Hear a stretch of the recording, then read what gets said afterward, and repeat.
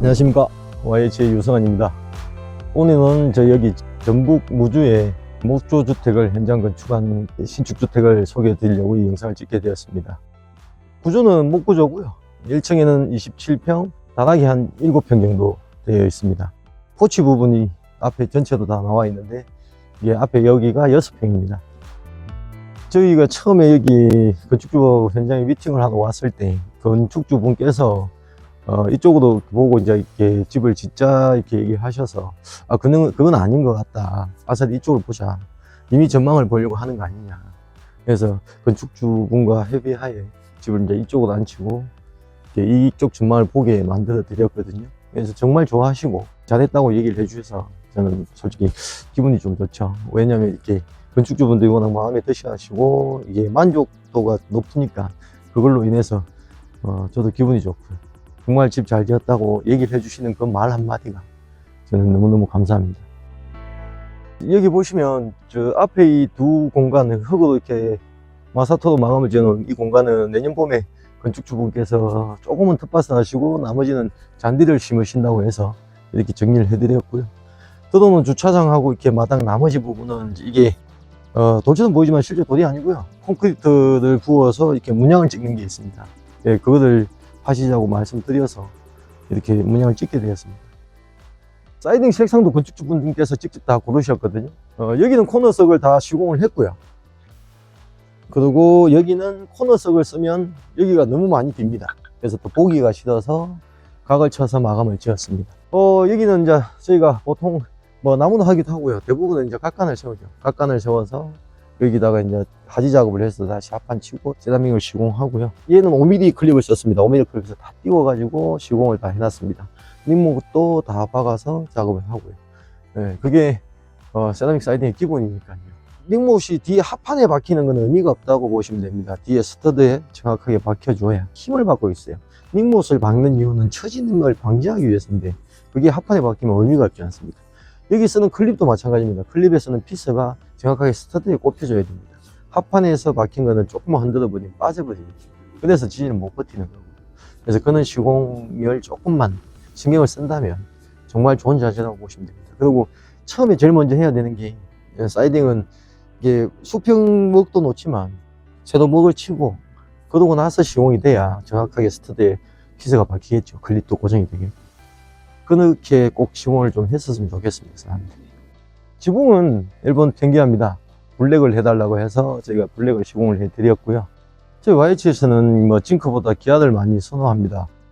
제가 기아쟁이기 이전에 기아가 단열면에서는 징크보다는 월등히 더 좋아지죠. 징크는 우리가 지붕면에 합판을 쳐놓고 이에게 붙여버립니다. 그래서 비소리가 나는 거고, 기아는 그러지 않고요. 상을 쳐서 띄웁니다. 그 안에 공기층도 형성이 되고, 기아가 흙으로 구운 기아이기 때문에 단열면에서 훨씬 더 좋죠. 가격면도 솔직히 기아가 더 비싸지 않습니까? 근데 이제 저 같은 경우는 일반적인 징크와 그 기아와 똑같이 받는다 이렇게 얘기 드리니까 징크가 더 싼데 왜 똑같이 받냐고 얘기하는데, 제가 시공을 할 때 이게 비소리가 안 나게 시공해요. 방법이 조금 달라요. 그리고 징크를 하면 판때기는 솔직히 알류를 써요. 그래서 금액은 저는 같다. 왜? 시공 방법이 조금 더 어렵기 때문에. 여기 포치는요, 앞에서는 삼각형이 막혀 있고요. 얘는 미송입니다. 미송으로 마감을 이렇게 지어드렸습니다. 이렇게 여기 앉았을 때 개방감이 조금 더 높죠. 이게 낮다고 생각하시면 조금 이렇게 좀 답답한 느낌도 있을 거고요. 그래서 각을 조금 더 이렇게 똑같은 지붕각과 이 지붕이 조금 각이 좀 세요. 35도입니다. 네, 그것하고 똑같은 각을 만들어서 해드렸고요. 그래서 지금 보시면 외등도 위아래를 같이 비추게 만들어 놨어요. 그래서 저기서 반사되는 빛 이런 것 때문에 이제 외등도 이제 양쪽 등을 다 달아드린 겁니다. 지금 제가 서 있는 여기가 이제 데크인데요. 데크 이제 석재 데크입니다. 여기도 10%는 이 건축비에 포함이 돼서 시공을 해드렸고요. 또 지금 현관 입구에 들어가는 데가 또 한 평이 있습니다. 그래서 이렇게 한 8평 정도 됩니다. 여기는 5평 정도가 추가가 되었습니다. 이 현관문은요, 성우게이트 제품이고요. 직접 색상을 골라주셔서 입문을 시공하게 되었습니다. 단열이나 기밀지문에서 나쁘지 않아서 계속 이 제품 쓰고 있습니다. 물론 타사 제품도 건축주가 원하면 다 쓰니까요. 모든 선택은 저희가 하는 게 아니라 건축주 분께서 하시는 겁니다. 이제 현관을 한번 들어가 보시겠습니다.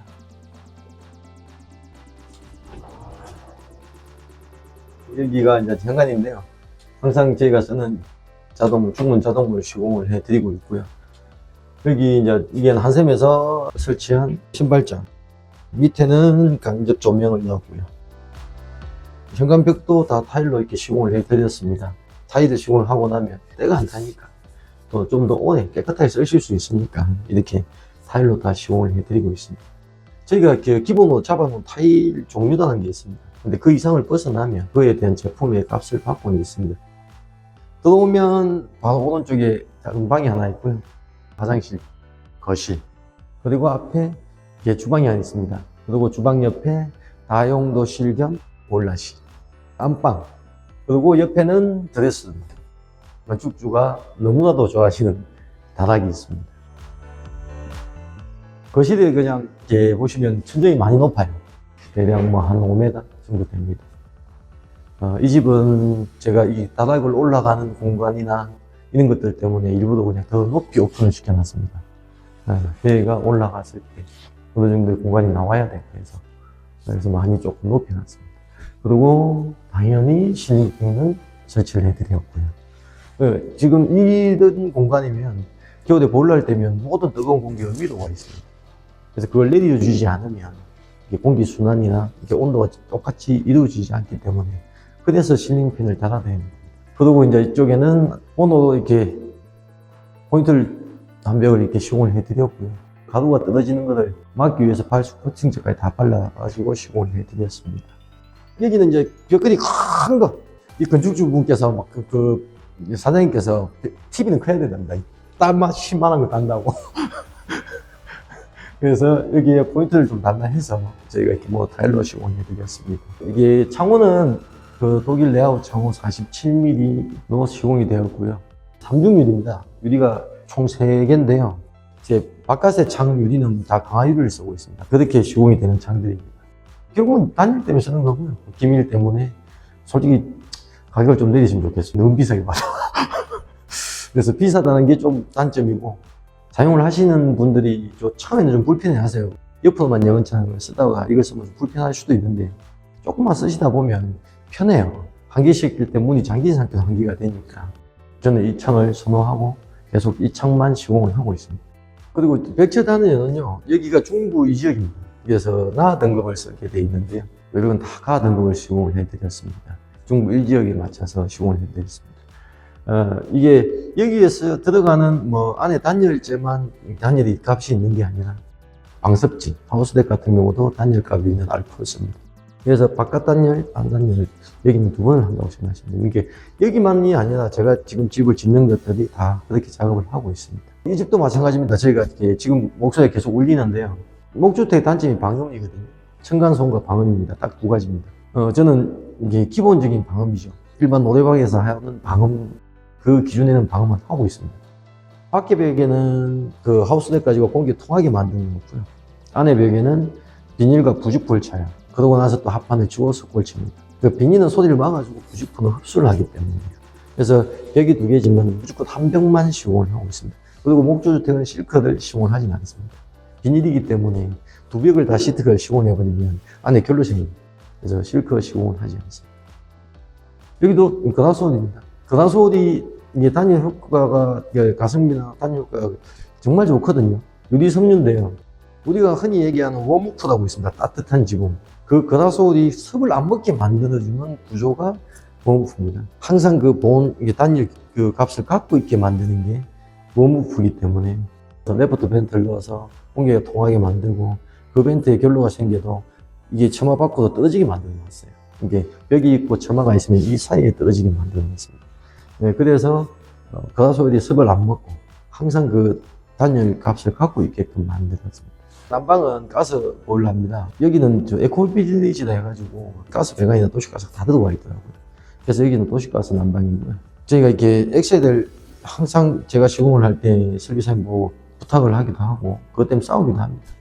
항상 15cm 간격으로. YMC가 10번, 8번, 6번 이건 두께의 말인데요. 이게 숫자가 낮아질수록 더 두꺼워집니다.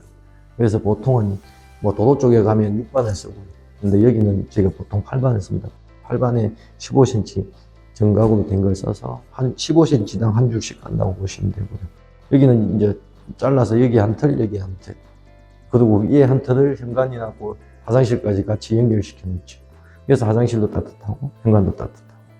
바닥은 타일같이 보이는데 실제로 강마루입니다. 저희가 쓰던 한샘보다는 조금 더 비싸요. 근데 저는 추가 없이 지금 작업을 하고 있습니다. 주방인데요. 주방 가구는 한샘에서 건축주하고 미팅을 하고 도면을 선정을 하고 제품을 선정을 해서 한샘 걸 시공을 하게 되었습니다.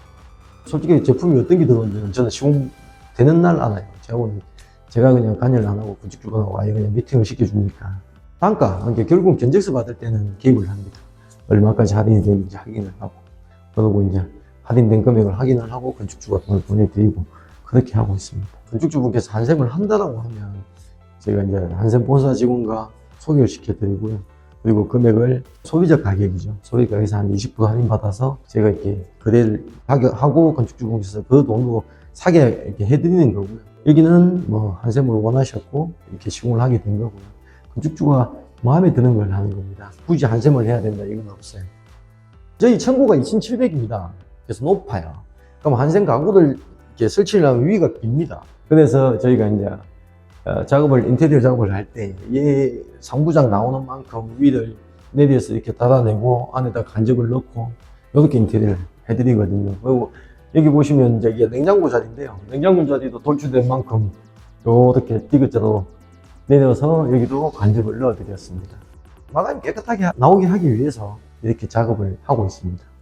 다음은 주방 옆에 다용도실을 한번 가보겠습니다. 여기 문을 보시면 포켓문인데요. 백수가 들어간 포켓문. 스토퍼가 있어서 얘가 쿵 하고 열리거나 쿵 하고 닫히지를 않습니다. 그래서 이렇게 잡아서 지가 당겨서 닫아주고 지가 당겨서 열어줍니다. 2평 정도 보시면 될 것 같아요. 2평 정도 되고요. 이거 보이시죠? 그 가폭 온도 조절 시스템. 옛날에는 수동이었다고 보시면 돼요. 어머니들이 그러지 않습니까? 야, 작은 방 꺼라. 뭐 큰 방 꺼라. 근데 그게 옛날에는 수동이었고, 지금은 자동이라고 생각하시면 돼요. 그게 가폭 온도 조절 시스템입니다.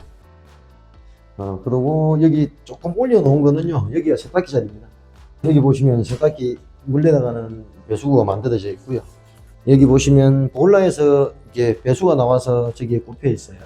이 이유는 얘가 컨덴싱이기 때문에. 컨덴싱은 이 연도가 하늘을 보게 됩니다. 일반 보일러 밑을 보게 됩니다. 그래서 물이 들어오면 흘러서 이렇게 내려가라고 이렇게 만들어진 게 컨덴싱입니다. 중문 바로 옆에 방이 있습니다. 방으로 한번 가보겠습니다. 이게 한 3평 정도 되죠. 간접을 잡아드렸고요. 여기서 앞을 볼 수 있는 전방에 볼 수 있는 창. 지금 이 도배지도요. 저희가 이렇게 이거 합지 시공한다고 아까 말씀드렸는데 이게 만져보면 배가 붙어 있지 않습니까? 다 떠 있습니다.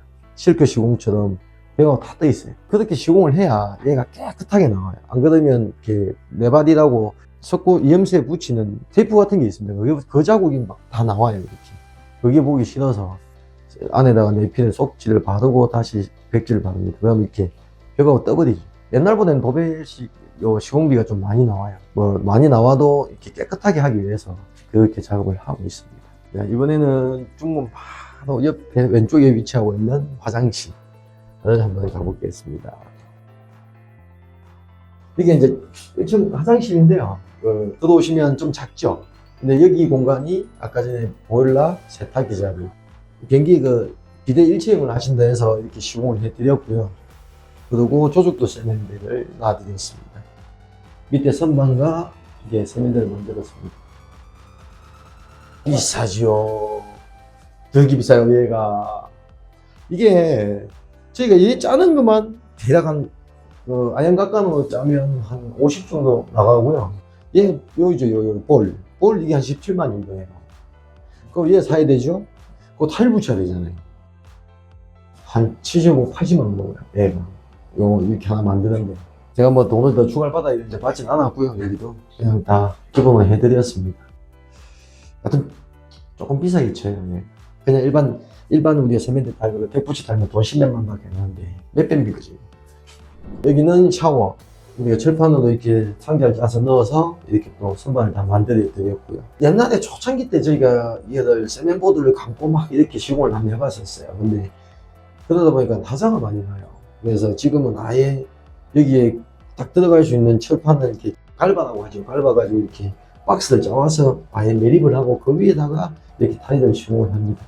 그러면 이제 방수나 이런 부분에서는 문제가 안 되거든요. 이게 그 철판을 시공을 할 때 뒤에다가 폼을 다 싸서 이게 다 채운 상태에서 그걸 매립을 해요. 그래야만 얘가 그 단열이 어느 정도 되겠죠. 그래서 그렇게 시공을 하고 있습니다.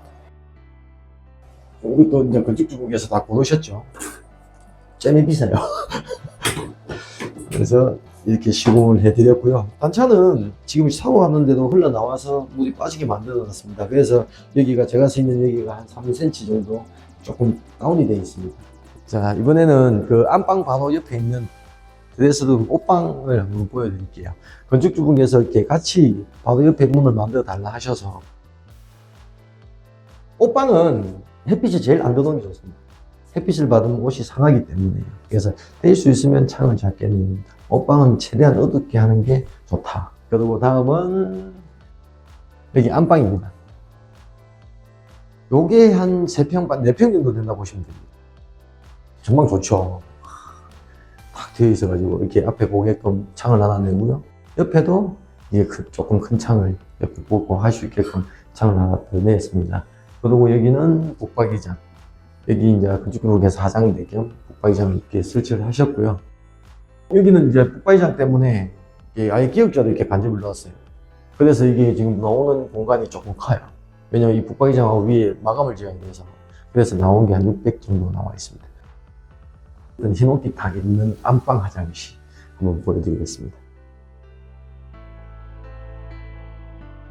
화면 앉아보는 거지. 근데 참, 앉아봐야 될 거 아닙니까? 나는 내 집에 이렇게 돈 주고 이거 안 한다니까. 이 흰옥기 탁입니다. 이게 뭐 건축주께서 이렇게 하루의 피로를 여기서 향이 참 좋거든요. 건강도 생각하시고 그래서 흰옥기탕을 추천드렸고요. 여기도 마찬가지입니다. 저희가 이렇게 매립 선반 다 달아드렸고요. 조직된 세면대가 공간 자체가 안 돼서 여기는 109치 세면대와 비대 1층을 달았습니다. 얘는 추가를 이렇게 받았습니다. 이렇게 건축주분께서 원하셔서 추가를 더 드린다고 이걸 좀 해달라고 하셨고 그렇게 해서 다 설치해 드렸습니다. 젠더 시공하고 돌판 올인지 드리고 그리고 이제 슬라이드장 시공을 해 드렸습니다. 화장실은 1층도 방수를 다 합니다. 저희가 이게 방습지도 여기에 들어오는 방습지는 조금 달라요. 방음, 차금, 방수까지 되는 타입백이 또 있습니다. 이게 타입백 종류가 좀 달라요. 안에 쓰는 타입백과 밖에 쓰는 타입백이 지붕에 또 쓰는 또 타입백이 또 따로 있습니다. 그래서 그마다 금액도 다르고요. 사용하는 데 따라서 다른 방습지를 써야 되는 거고요. 여기에 맞는 방습지를 쓰고 내일 스크린을 작업하고 그 위에 세면보드를 치고 그러고 나서 이제 앞으로 뒷붓을 바르고 어디까지 보통 한 1m 정도까지 발라요. 그러고 나서 타일 시공을 합니다. 네, 그리고 이제 밑바닥에는 그 과정 중에 이제 우리가 그레이스 방수 시트라는 게 있습니다. 저는 그걸로 여기 방수를 하고 있거든요. 우리가 공굴 위에 이제 방바닥 한다고 엑셀 깔고 뭐 단열재 깔고 엑셀 깔고 이렇게 방통을 치면 콘크리트와 그 사이 방통 친 그 사이에도 물이 들어갈 수도 있습니다. 그래서 그걸 막기 위해서 여기도 시트 방수를 다 감아서 그쪽으로 물이 아예 안 가게 하기 위해서 여기 1층도 다 방수를 하고 있습니다. 이번에는 이게 건축주 여기 사장님께서 정말 좋아하시는 다락방 그래서 한번 올라가서 한번 보시겠습니다. 자, 여기 보시면 밑에 이렇게 발목등이 나와요. 계단을 비치는 등. 이렇게 여기서 끄고 켜고 이게 산노스 있지. 여기서 이렇게 켜면 거의 다 죽었네 진짜.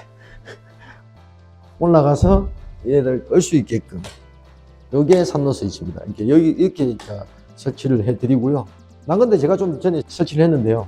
여기는 그냥 블랙으로 설치를 해드렸습니다. 그래서 이제 발목등도 같이 블랙으로 이렇게 맞춘 거거든요. 꽤 높습니다, 여기. 올라오시죠, 빨리. 여기 문도 조금 독특해요. 이게 이렇게 삼각형이다 보니까 문이 삼각형입니다. 여기가 다락인데요. 참 이게 따뜻한 느낌이 들지 않습니까? 이게 펜백 무전입니다. 펜백 나무는 이렇게 시공을 다 해드렸거든요. 근데 이제 여기 보시면 창이 많아요. 이게 여기도 창, 여기도 이게 밖에 보시면 창, 그리고 여기는 창창. 눈에 얘기 드리지만 이게 여기서 한기 열어서 360도 닦고 여기서 이제 이렇게 다시 닫을 수 있는, 이렇게 맞춰서 시공을 다 해드렸습니다. 진창까지. 그리고 여기는 삼각형 공간이다 보니까 수납장을 짜서 장을 짜서 뭐 수납할 수 있는 공간을 이렇게 다 만들어 드렸습니다. 요것도 한샘에서 했거든요. 여기도 똑같이 이제 여기도 강마루로 시공을 다 해드렸습니다. 다닥은 평균고가 1800입니다. 그러면 저 끝이 0이면 얘가 지금 실제로 보시면 한 2500 정도 될 거예요. 그러면 평균고를 따져서 거기에 맞춰서 이렇게 시공을 해드리고 있습니다. 여기 보시면 이렇게 뻐꾸기 창을 이렇게 새 집을 만든 이유는 사람이 설 수 있게 하기 위해서 그렇게 만들어 드렸습니다. 얘를 뜯어 올렸어. 그러고 이제 여기다가 창을 하나 넣어서 이렇게 한계가 될 수 있게끔. 얘는 틸트만 되고요. 여기는 이제 문도 열고 이렇게 틸트도 되고 이렇게 작업을 해드렸습니다. 요래서 지금 요 한 바닥은 450 정도 됐습니다. 그래도 솔직히 솔직히 밑에보다 돈 더 많이 들었지. 그래서 여기는 450 정도 보시면 됩니다. 선택사항이죠. 건축주분께서 이걸 하고 싶다, 뭐 어떻게 하고 싶다, 그래야만 할 수 있는 거고요. 무조건 해라, 하지만 이런 게 아니니까. 여기는 실제로 지금 펜백을 다 쉽게 저희가 그냥 시공을 해드렸거든요. 옹이는 좀 지저분해요. 근데 이렇게 무주를 하면 깨끗하게 나옵니다. 그 옹이 없다고 해서 뭐 돈을 더 받고 하지는 않았습니다. 그리고 이 집 같은 경우는 왠지 좀 뭐라 해야 되나, 그냥 뭘 이렇게 건축주분께서 아프기도 하고, 그런 게 좀 저는 좀 그랬었어요.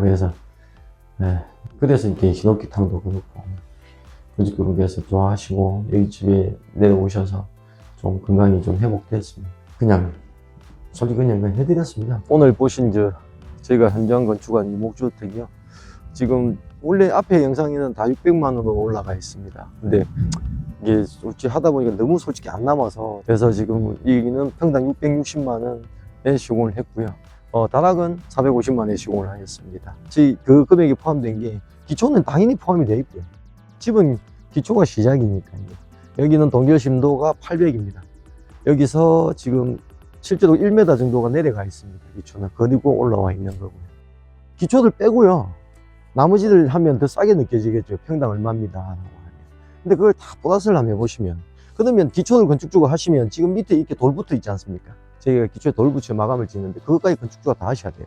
그리고 설비도 불러서 건축주분이 하셔야 돼요. 그런 비용들을 플러스를 해보면 훨씬 많은 금액이 되겠죠. 평균적으로 보면 사람들이 이렇게 기초만 지주도 가면 물량 다 해가지고 한 평당 70, 60 얘기를 해요. 그럼 30평 같으면 2천만 원이잖아요. 근데 그걸 건축주가 부담을 하셔야 돼요. 훨씬 비싸잖아요. 동결심도라는 게 있습니다. 동결심도 지역마다 다 틀리고요. 뭐 어떤 분은 그 강원도인데도 600만 원 하면 된다라고 얘기하셨다는데 그건 잘못된 거죠. 여기가 800 정도 되니까요. 그리고 뭐 통천 같은 경우는 거의 1300 정도 됩니다. 가평은 1m고요. 그 동결심도를 지키냐 안 지키냐도 금액 차이가 많이 나니까.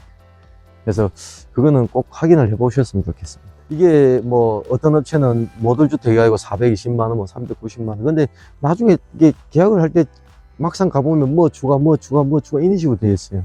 근데 저는 그 모든 걸 웬만해서는 그냥 건축주하고 그런 분쟁이 생기는 게 안 좋아서 다 넣어놨습니다. 그래서 660만 원. 솔직히 비싸다는 분도 있고요. 정말 그 돈에 집을 지을 수 있냐라고 얘기하시는 분들도 있어요. 그래서 저는 제가 할 수 있는 금액에 맞춰서 이렇게 지금 작업을 하고 있습니다. 이게 기초 포함이고요. 그리고 정화조는 기본 단독이 한 50만 원 정도 들어갑니다. 근데 갈로 연결해도 한 50만 원 정도가 들어가요. 그래서 거기까지는 포함이 되어 있습니다. 나머지 우수나 이런 거는 이제 설비상님이 마지막 작업을 하고 자재비와 인건비를 청구를 따로 받고요. 싱크대나 신발장, 뭐 붙박이장 이런 부분들은 건축주분께서 직접 하셨고요. 저희 YH를 많이 봐주시고 구독도 많이 해주셔서 너무 감사드리고요. 또 다음 현장에서 영상 또 찍어 올릴 거고요. 항상 열심히 하는 YH 유선해 드리겠습니다. 감사합니다.